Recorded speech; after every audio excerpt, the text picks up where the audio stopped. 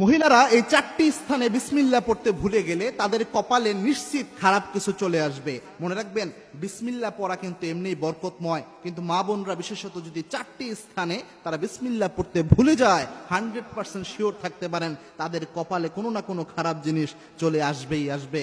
বিসমিল্লাহ কিন্তু স্বাভাবিক কোনো আমল নয়। আল্লাহর হাবিব সাল্লাল্লাহু আলাইহি ওয়াসাল্লাম সকল ভালো কাজের শুরুতে বিশ্বনবী সাল্লাল্লাহু আলাইহি ওয়াসাল্লাম বিসমিল্লাহ লাগাতেন, এবং কি এই বিসমিল্লাহ সব জায়গায় পড়তে হয় ভালো কাজের শুরুতে।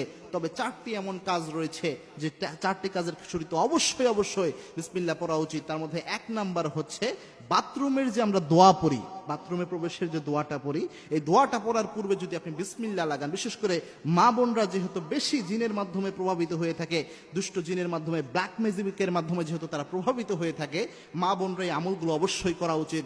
এক নাম্বার হচ্ছে বাথরুমে যে দোয়া পড়ে, বাথরুমে যে প্রবেশ করে, বাথরুমে প্রবেশের দোয়ার শুরুতে বিসমিল্লাহ লাগানো।